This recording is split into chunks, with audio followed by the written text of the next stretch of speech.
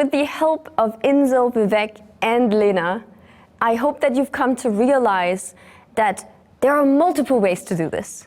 We just have to get started. That's when change will emerge based on the ambition that you've set out.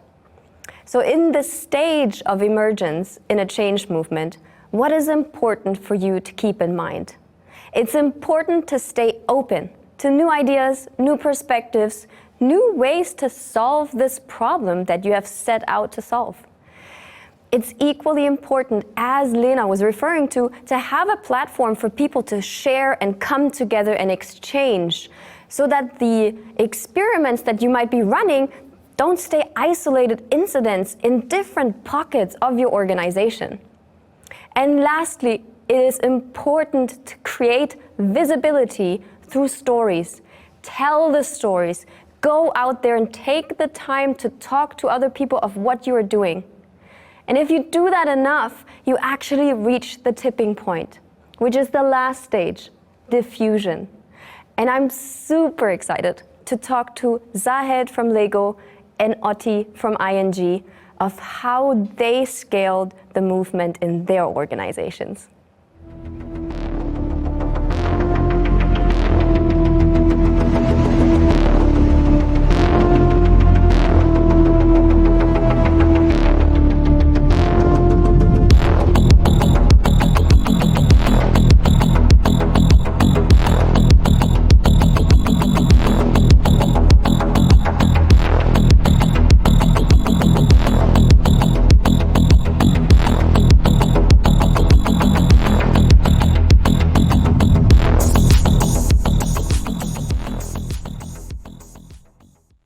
Welcome to our panel discussion. We have with us Zahed from London and Otti from Amsterdam. So thank you very much for joining me in this short conversation together.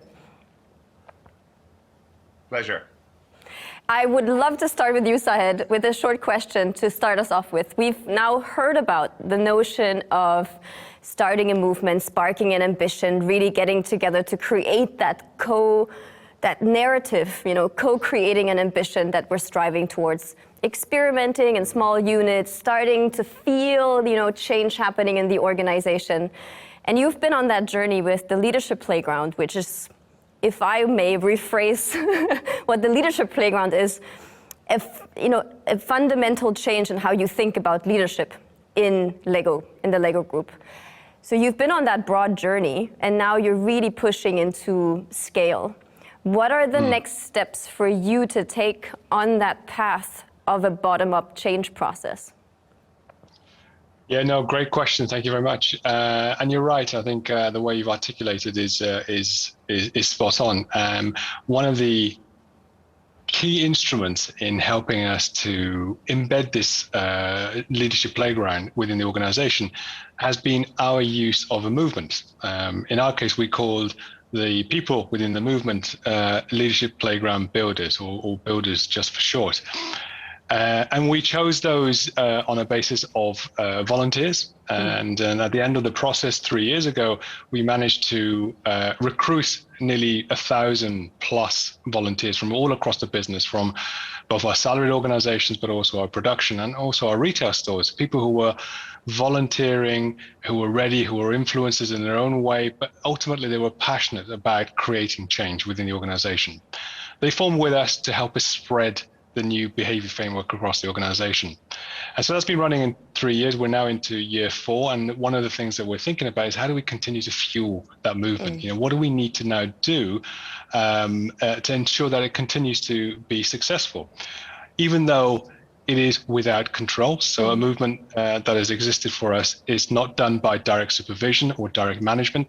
We let it grow organically, but we do accept that actually we need to stay around the edges, and we need to do a few interventions once in a while to make sure that the movement continues to have energy. So in that spirit, there's 3 things we're working on this year. One is we need to maintain momentum, energy.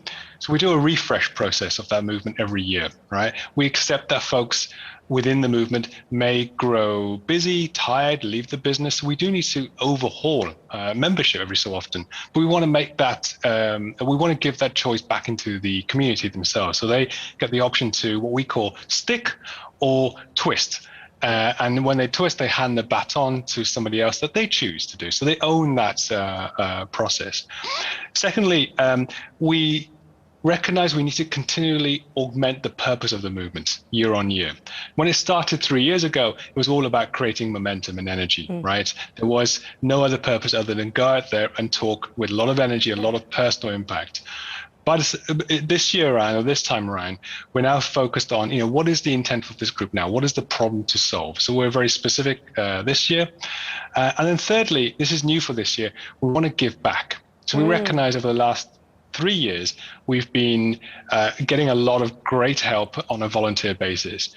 And we recognize that actually in order to continue to help playground builders to feel that they are getting something else from this experience, we've been thinking a little bit about what could we offer them this year. So we're hopefully spending a little bit of time to upskill them, right? Build capability so that actually joining the community, you are, yes, part of a change movement, but also you are getting something tangible in return for your time that you invest in the community. So being part of absolutely. I think being part of a movement, meaning that you're actually investing time, but gaining personal development, you're gaining network, you're gaining access to people you probably would have never had the chance to work with, but also gaining new skills that will make you more relevant to the organization and to the professional job market as a whole, probably. Yeah. Completely. So you do get a sense that if you've invested time in this community, you walk away not only having created or helped spearhead change within your own sphere of influence, but actually you walk away actually better for your experience. That's our ultimate aim. That sounds very interesting, and I'm intrigued to follow along how those 3 new, I would say like acupuncture points that you've picked to expand that movement, how they play out in the next couple of months' time. Now, over to you, Otti. You've been part of a long journey on agile transformation within ING, but also have been studying and really observing a lot of movements and how change unfolds. And I'm curious to your perspective of when we really talk about bottom-up change, so change that is not driven top-down, it's not forced into the organization, but it's done by people, with people. What are the major challenges you've seen? Brilliant question, and Zahed, very insightful. So I think what we are talking about is really nurturing that energy that Zahed and the team described, that they've been able to conjure up, so to speak. And mold that into something which is not only bottom up, I would suggest it's top down and bottom up, but more important, it's owning the changes, ever adaptive. And I think in what I've seen, you acknowledge some phases in the build up. And for me, the first one was always building the community. And I think Zahed describes that also. You cannot do that only top down, you need to do it also bottom up. You need to create connections. People need to start to get to know each other. So we had a volunteer movement, which we called the Musketeers, so 300 to 400 people across countries who were doing the same, purpose, engagement, and learning, right, in order to connect people. The second stage on the journey, I think, is around collaboration. So you turn these connections into meaningful kind of working together systematically so that people know who to call and who to talk with in order to harness the power and the energy across people. And that requires, as Bill Torbert is always saying, if you want to have learning at scale, you require both order and freedom. So you need to install some means to frame that. And I think Vivek talked about structures. So you're looking at taking the formal authority of the pyramid and putting it into more flexible team-based structures like holacracy or sociocracy and so on. But you need to do that because otherwise it's going to become a blocker.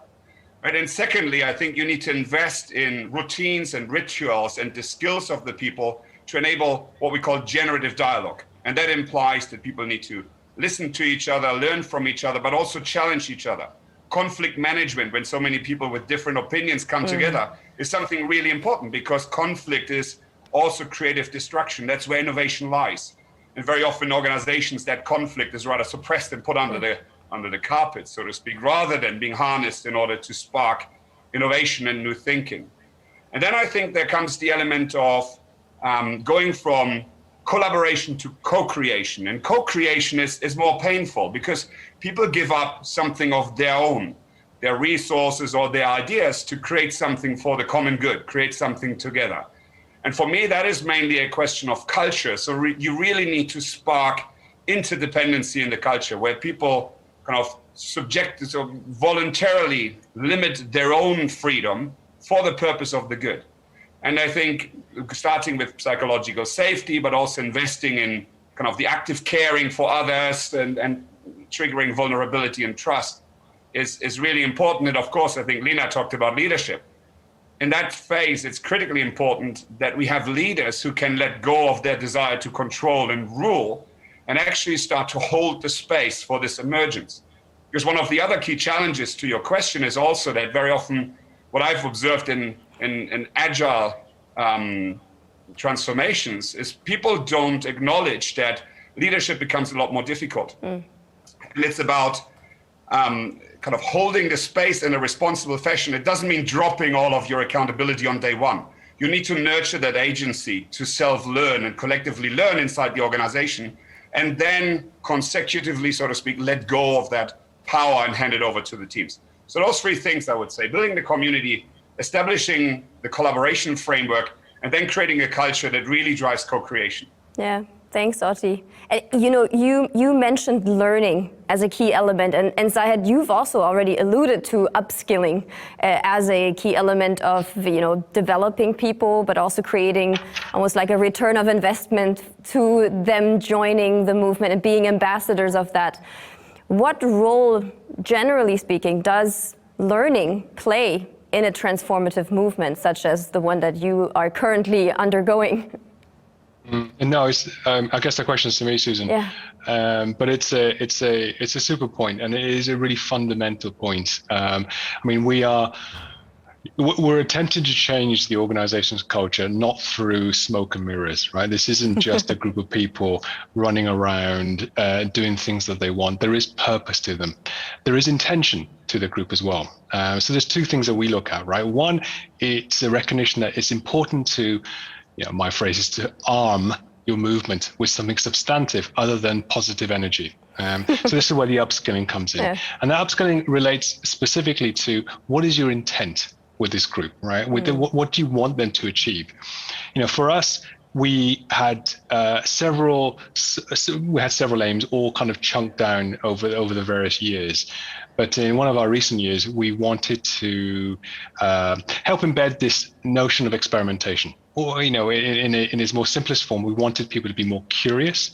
We wanted people to learn more. We wanted people to accept mistakes, accept failure, and to kind of build on those as well. And then we felt that actually the practice would be experimentation. So that became the aim of this movement. So this movement was tasked to go and spread this, evangelize this message, if you will. So we invested heavily within this group, within the organization, with upskilling programs to talk a little bit about, what's the 101 on experimentations? How do you take a concept so big, and how do you make it digestible by the organization that large? And the other point to remember here is that although learning is a critical factor here, but we're not talking about, in this instance, learning deep. We're talking about learning at a very shallow level, but at a very broad level across the organization, right? It's kind of marginal gains theory in that sense, that if we can get everyone across the organization to do one experiment more than they did any time before, then that's 10,000, 20,000 experiments that are happening in the organization. Net, that's a positive, really big impact for the organization. So learning, I think, to keep it short, learning plays a big part in what we're trying to do, and coupled very quickly with this notion of support from the leader, right? There is another element to this as well. What role does the leader play in terms of learning to support the person in the community, their leader? We've coined a phrase in Lego what we call the power of two. Recognizing that actually the playground builder is often a person who is without line authority influence. They need the backing of the leader. But as Otti kind of referred to a little bit, there is a evolution at play in terms of leader's role in this context. What is that traditional role of the leader in this context, and what does it need to be? we're finding, and we're spending a lot more time upskilling leaders as well to support the movement. Right? So not just people within the movement, but leaders outside of the movement. How do they support and feed and fuel their people who are part of this to be more successful? So someone stepping down, letting go, and someone else stepping up and sort of jointly co-creating at a similar step on a ladder if we're going from a very hierarchical thinking. I love that. That's very beautiful. Thanks for sharing that, Zahed. I would love to, at the end here, just get your viewpoint on a question I've been sitting with a lot. So if we are encouraging in organizations more change from the fringes, you know, as we call, I think there's someone describing it as positive deviance. Something that, you know, we have to let go of or challenge or change, but it's not happening at the center, it's not happening at the top, it's happening somewhere in the organization. How do we best pick up those signals and amplify them, give them space, hold the space, Otti, like you were describing? How do we best do that? What are ways for us to nurture, to respond to the sensing of those signals in the organization? Otti, what's your viewpoint on that? Again, a very interesting question, because by definition, you don't know what's going on. And I think, again, kind of going to how do we actually understand something is happening? I think the first thing is the energy changes. People don't blame each other anymore behind their backs. They start to take care of each other. And I think Ben Zander once suggested that the only true measure of leadership is shiny eyes. There's sparkle in people's eyes. That's really what we want to evoke. And not only for the purpose of the mission, but also to give people meaning and an ability to do something important in their lives. And I think having the connections between people, but also maybe fostered through knowledge management systems or kind of peer-to-peer coaching communities and so on, we can certainly bring out those ideas that come from the fringes, like you say, and bring them into this mechanism that Zahed described, right? So we have experimentation, but at some stage we need to figure out, are there some good things here? Exactly. Are there things that we should stop? And then scale those things. So we need a process for that in a also relatively kind of rapid fashion. So I think combining those two is indeed important. The other thing, again, I want to go back to this notion of nurturing from a leadership standpoint, as Zahed already described it. I think in this kind of enabling all of the teams to become leaders themselves, an organization which has many CEOs, so to speak, where agency becomes activism, requires much more sensitivity and also vulnerability on behalf of the leaders to be at the sides of those teams rather than imposing solution, and certainly continuously understand what is needed next in order to develop that agency and also kind of ensure that people have the development that they personally and individually require in order to become part of a whole. And this individualistic notion that we sometimes find in organizations is something that we really need to look at. Because at the end of the day, we want people to co-create out of their own voluntary desire to do so. Yeah. And Zahed, in the last 30 seconds here, what is your response to sensing and nurturing those signals that people are sending? What would you say? Yeah, no, I have a very similar response to what Otti talked about, and just to be additive in this question, I think there's two aspects that we look at, right? You know, sensing, is it sensing to enable change, or is it sensing to control change? If it's the latter, then there is an acceptance that I think leadership and organizations need to kind of get attuned to, is that actually the more you do to control, the less likely you will actually achieve what you were trying to achieve.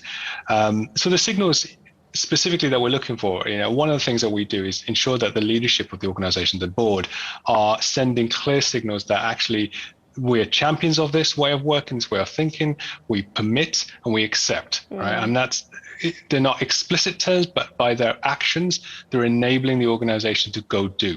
And that's the important thing. And then what we're looking for from the organization, from this community and this extended community, are signals of self-direction. Where is that self-organization happening? There are lots of examples of where it got to a phase where an idea was generated, then it stopped because it needed approval. We're now starting to see that dissipate to actually ideas all the way through implementation, all within that community. And then the last thing, and I'll close off, is how do we determine success? What signals are we looking for that this is happening? Stories. I talk about stories as our currency of success, our KPI of success. The more stories that have been self-generated and been shared in their own way about this and about their experiences, good or bad, the more likely your movement and this way of thinking is becoming more and more pervasive within the organization. Thank you so much. Thanks, Zahed. Thanks, Otti. Hopefully, the listeners here are also encouraged to share more stories based on what you've just described here and have been inspired to think differently about movements and how to scale them and how to nurture them in the organization. So I thank you so much for spending time with me and all of the people here on this event. Thank you so much. It was a pleasure. Thank you. Thanks.